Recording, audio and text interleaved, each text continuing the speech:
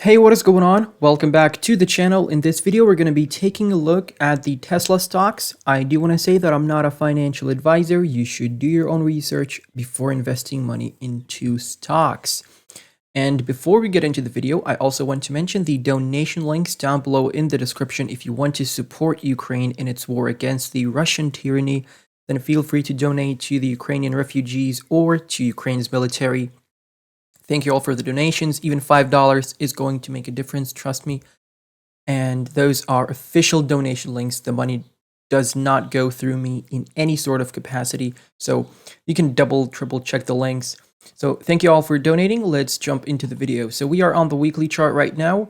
The white trend line here represents a strong resistance line that we got rejected from multiple times over the course of the end of the past year and also the beginning of this year, and also just recently in April of 2022.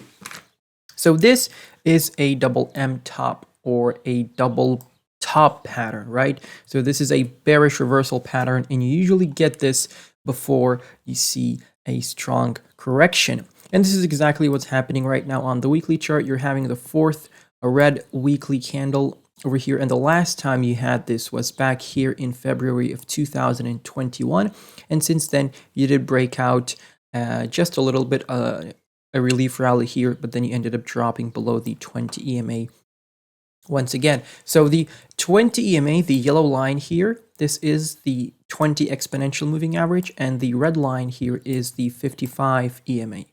They basically give more weighted price data based on the previous 20 candles for the 20 EMA and based on the previous 55 candles for the 55 EMA. So they use the previous 55 candles or 20 candles, and they take the average price from that, and they give you the price. Basically, that's how the EMAs work, and they are better to use than the simple moving averages because these have more weighted data analysis, and they're not as delayed as the simple moving averages. So that's a little rundown on the EMAs.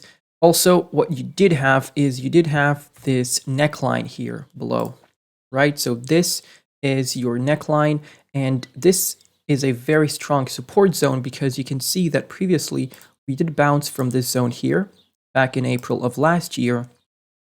And you did test this zone as support multiple times before eventually crashing down below in March of 2021. So this just shows that this is a very, very strong level over here. And this is sitting at, let me give you the price action for that. Okay, I got rid of it. Do apologize. There we go. That's $785. And this was the neckline of the double M top pattern, basically. So the low in between the two highs is called the neckline. And once you start losing the neckline, you can apply a technical target. How do you get that target? Is you take a trend line from the top, right, all the way down to the bottom. And keep in mind, only use the bodies of the candle. Do not use the wicks for these patterns. And you take this trend line that you got and you place it down from where you start breaking out, and then you get your target. So your target is going to be all the way down here at $550, okay?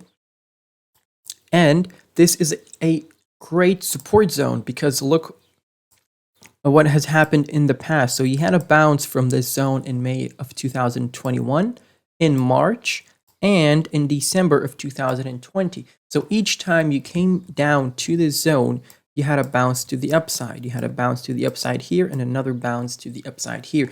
And the last time you had a bounce in April of last year, you saw this strong move to the upside. And this is a relatively similar situation because you have your actually you had 5 red candles over here in April of last year. And after that, you came back down to this support and you bounced and you started a very strong uptrend. Is that something that we can expect? Well, potentially if Elon Musk doesn't do some crazy crap on the internet once again, or he doesn't say that his stocks are way too expensive or something like that. If that doesn't happen, then you can potentially expect this price. Let me bring out the price tag here. So what I'm saying is you're going to potentially start coming back down all the way down here to $550, and you may see a reversal just like you saw over here, right? And this would be a very nice target to take some profits, $785, which is the neckline and the resistance over here. Well, it is a resistance now, but it was a support trend line for quite a while. So from this support at $550 up until there is a 43% trade. And from where you had a bounce here in May from $550 all the way to when you got to that price there, that was a 133-day range, basically. It took you, more than 4 months to get to this price over here. So potentially, once you drop down here, in 4 or 5 months, you can potentially be sitting at $785. So you can look at that as your potential target. But, I'm not saying we're going to get down to these prices. We're going to drop the fib retracement to see what's going on with that as well. But I do want to talk about the potential bearish cross that we are going to get on the weekly chart. So a bearish cross is when the EMAs cross like that, right? When the 20, the yellow crosses below the 55. And that is your bearish cross. That is your bear cross, your indicator of a downtrend, your downtrend confirmation, however you want to look at it.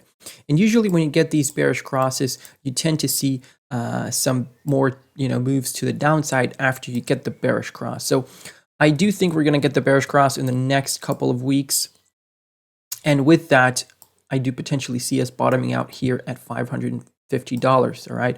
So now I do want to throw in the fib retracement real quick to see what's going on.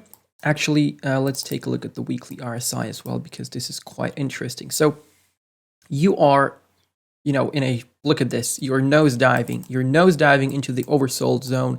Let me just compare the price action with the RSI. So we don't have any bearish divergences here. Obviously, no bullish divergences either. Yeah.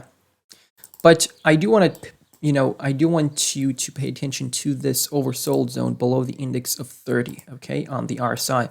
Once you go below that, that is a great entry for any asset, really. So potentially you can be doing this for the next couple of weeks, and you come back down here during the summer, and this is when you need to buy as many stocks as possible, all right, or as many shares as possible, and this is a great buying opportunity, because from there, you usually see a very quick recovery, right? And this is the time to be taking profits, right? In November of 2021, if I looked at the charts, and the weekly was overbought at 83 or 85 on the index, I would have told you that, this is the time to take some profits. But if you're holding for the long term, I do think Tesla stocks are going to appreciate. Now let's drop the Fibonacci retracement here. So we're going to use this swing high and this swing low, okay? So there we go.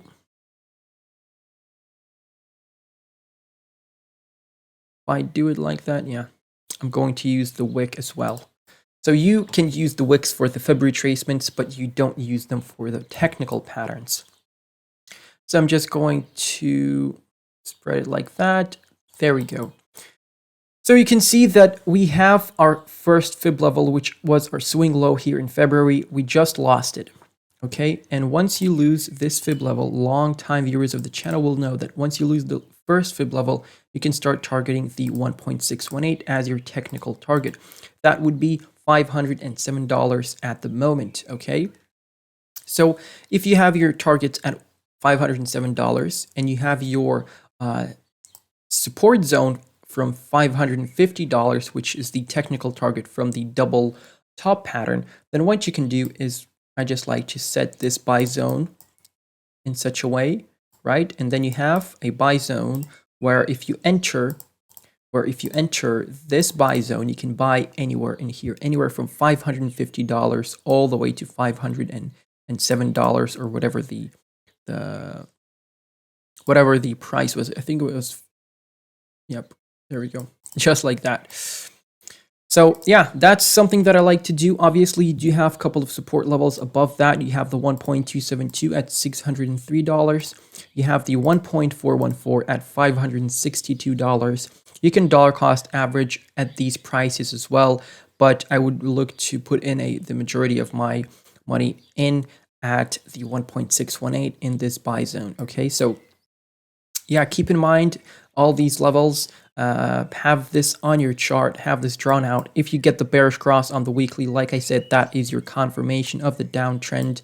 And let's say from the 1.618 all the way up to the neckline over here, that's a 56% trade, right? That is a great opportunity.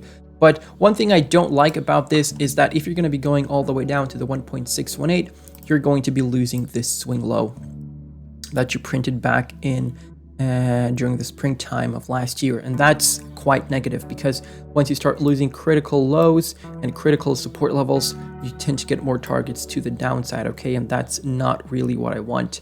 So let's see what happens with Tesla. If you would like me to make more frequent updates on Tesla or maybe some other stocks, let me know down below in the comment section. If I missed out anything on the charts, please let me know as well. Thank you for watching, and I'm going to catch you in the next one. Feel free to follow me on Twitter and on Patreon. It's a great way to support me and a great way for me to give back to those who support me.